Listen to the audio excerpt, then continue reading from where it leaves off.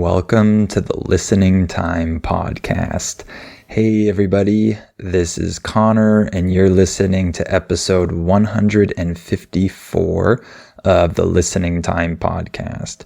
I hope you're all doing well and I hope you're ready to practice your English with another episode. And in today's episode, we're going to talk about something that many of us struggle with. When you struggle with something, this means that you have difficulty with it. It's something that causes you some problems. So this is something that many of us struggle with, which is imposter syndrome. So I'm sure a lot of you have heard of this before, but maybe some of you haven't. When someone has imposter syndrome, this means that this person doubts their skills, their talents, their achievements, and they might be afraid that they're a fraud. So a fraud is someone who's kind of like a fake.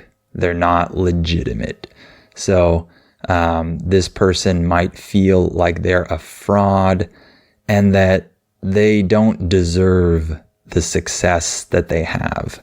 So this is a negative syndrome, a negative condition, of course. However, it's really common.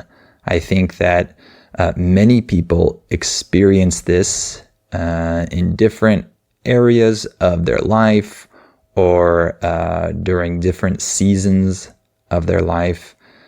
By the way, we can use the word season figuratively to talk about different time periods in your life, different seasons of your life. So I think this topic is very relevant to a lot of people. So we'll talk about this today. I'll talk about why some people have imposter syndrome, how it affects us, and some ways to get over it and to combat this way of thinking. When you combat something, this means that you fight against it. So we'll look at some ways to combat this way of thinking. And of course, I'm not an expert on this. I'm just talking from my own experience. So I'm definitely not the authority here, and I'm not giving you advice related to psychology or health or anything like that. I'm just talking from experience. So I'm sure you'll enjoy this topic. And as always, remember to sign up for my advanced episodes if you want to practice with real English, English spoken fast. The link is down below. That's patreon.com/listeningtime. And you can also sign up for my US Conversations podcast if you want to practice with my conversations with other native speakers. So the link to that is also down below. That's patreon.com/US Conversations. All right, let's get started. Are your ears ready? You know what time it is. It's listening time. Okay, let's talk about imposter syndrome. So first of all, let's talk about a few reasons why people feel this, why people think this way. So one reason might be the person's personality. It might have to do with your character, your type of thinking, the way that you naturally are. So, for example, some people consider themselves to be perfectionists. You might be one of those people. So if you're a perfectionist, you usually think that there's a perfect way to do different things. There's the ideal, perfect way, and you try to do different things in this perfect way, and you have a very high standard for yourself of how you want to do things. So many people have this personality trait, and if you do, this might contribute to this imposter syndrome, because normally perfectionists are very self-critical. They have a standard that's very high, and usually they have trouble meeting that standard because it's so high. So if that's the case, then you might feel like an imposter sometimes. By the way, the word imposter is like the word fraud that I already explained. It means someone is pretending to be someone else that they're not. Okay? So people might feel like they're an imposter or they're a fraud if they're a perfectionist and they're not meeting their own standard of perfection. So that can contribute to this. And some people have a more neurotic personality, like me, for example. Someone who's neurotic experiences a lot of self-doubt. They doubt themselves too much, right? They have a lot of anxiety about different things, and they might overreact to small or minor things. These are things that I am constantly trying to work on because I have these tendencies. I'm a neurotic person, but I'm trying not to be neurotic. So I'm working on this, but I still struggle with this sometimes. And so this personality trait can also lead to imposter syndrome because we doubt ourselves. We think that we're not good people. If they think we're good, then they're wrong because we're actually not that good. And we get overly anxious about things and overthink things, overreact to things. All of these contribute to this feeling that we're frauds, we're imposters. So those personality traits and other ones might play a role in this imposter syndrome. And a person's family might also affect this. So maybe someone might experience imposter syndrome if they grew up in a family that expects very high achievement. They expect their kids to do extremely well in school, in sports, in life in general. And this can be hard to deal with because you feel like you're never really meeting your parents' expectations. You're never good enough, right? Or maybe your family is filled with people who are very successful. They've done a lot of great things and they've had excellent careers and they've made names for themselves. When you make a name for yourself, this means that you succeed, and so people might know your name because you've had success in some field, right? So maybe you have people like that in your family, and that can contribute to this feeling because you feel like all of your family members are actually successful and you're not. And even if you have success, you're just a fraud. You're not like the other people in your family.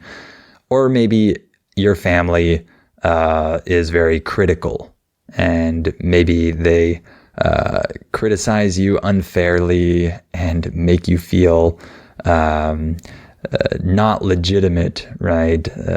They make you feel kind of like a fraud. So all of that could contribute to this as well. And another thing that causes people to feel like an imposter is when they have new opportunities and they're starting new things, like maybe they're starting in a new company or a new position and they have no experience or little experience, and they have this feeling that they don't know what they're doing.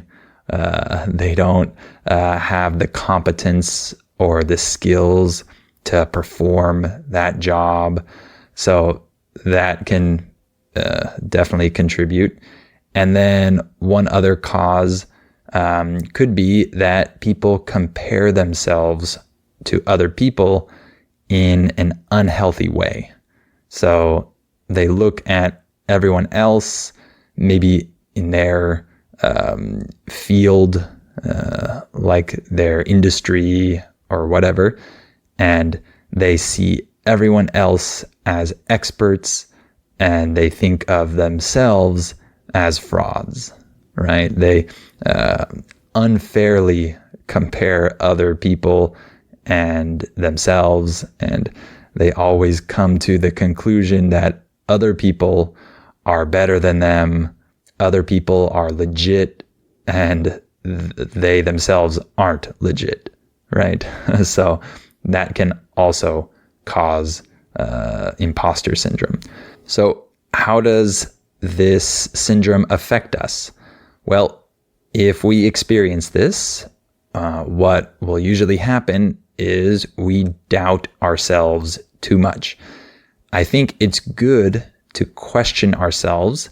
That's healthy. We should always analyze our thoughts, our actions. That's good. However, there's a healthy way to question yourself and analyze yourself, and there's an unhealthy way to do this.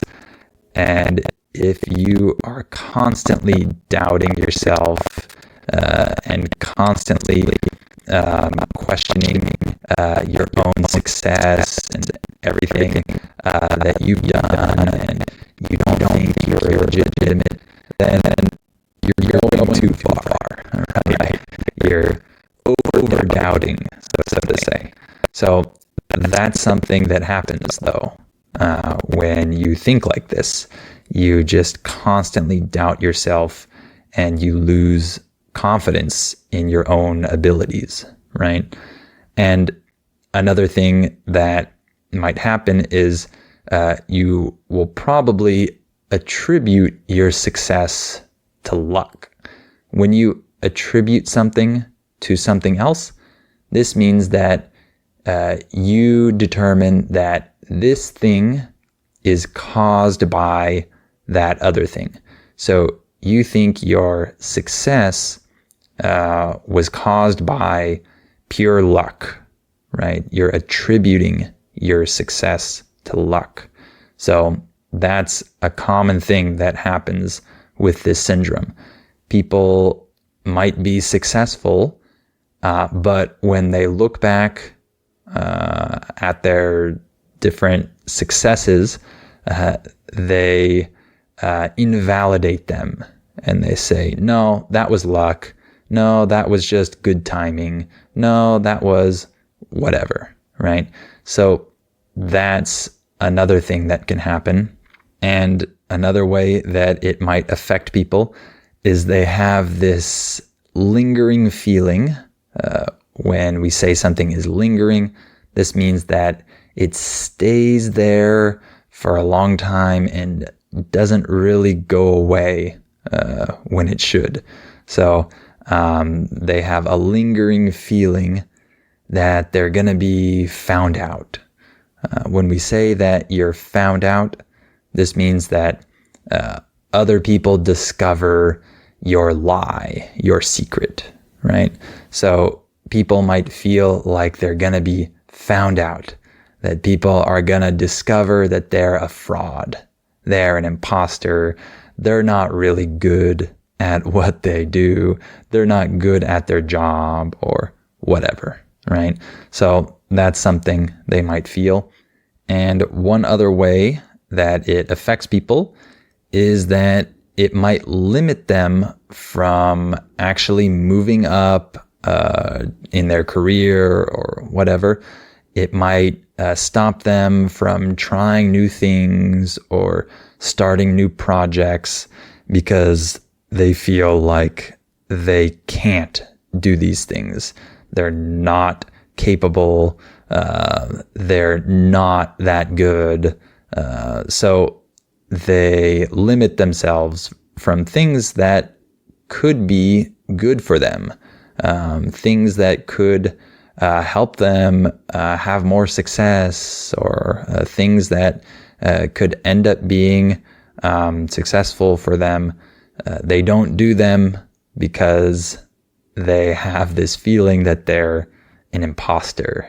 They're not actually that good. They're not capable of doing these things. So those are some ways that imposter syndrome can affect people. And lastly, let's talk about some ways that we can combat imposter syndrome. So the first thing that I thought of is I think it's good to honestly evaluate our strengths. So we're very good at evaluating our weaknesses, or at least a lot of people, me included, a lot of people are very good at evaluating our weaknesses because maybe we have these types of personality traits that I mentioned before. We're very self-critical. So I'm very good at seeing what I do wrong, what I'm not good at, the things that others are better at than me. That's easy for me, for example.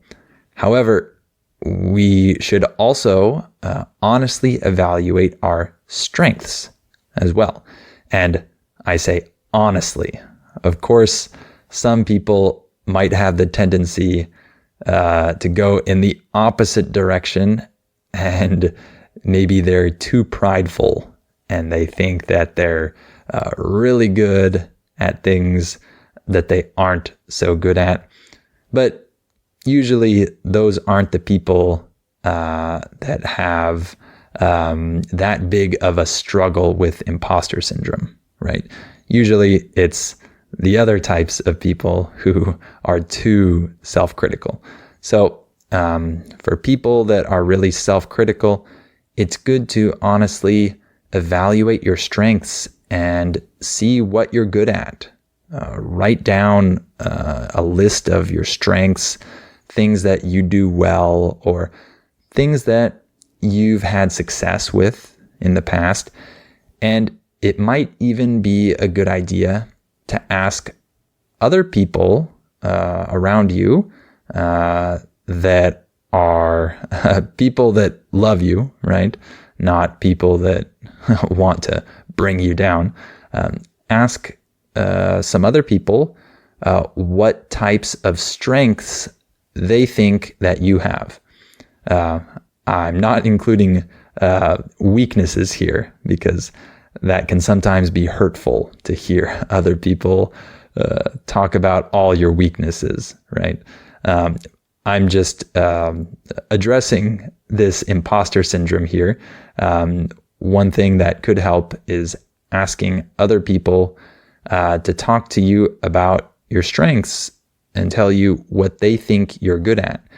And this can help you see that other people don't think you're a fraud, and other people actually see your positive qualities, right?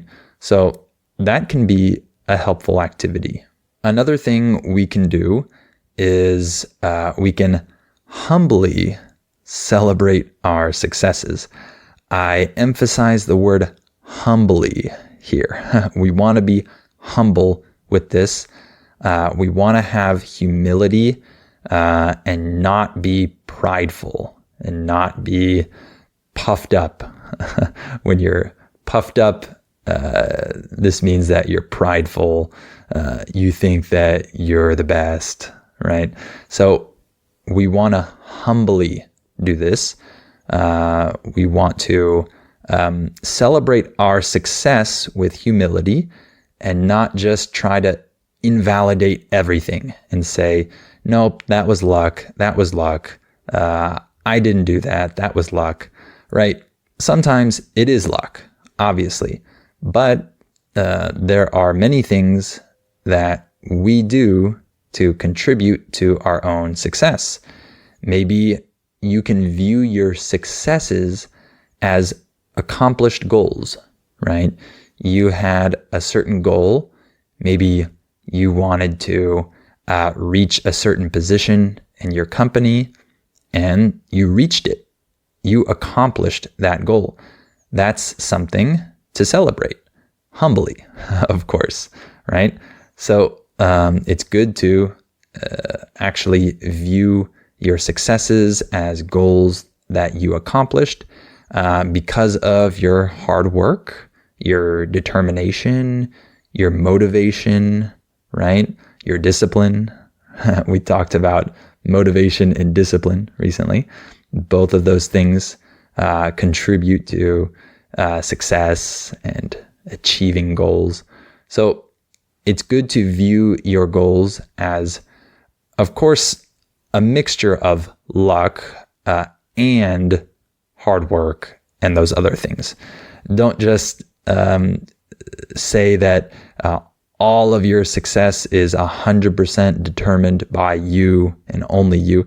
No, other people help us on our way to success. There might be luck involved.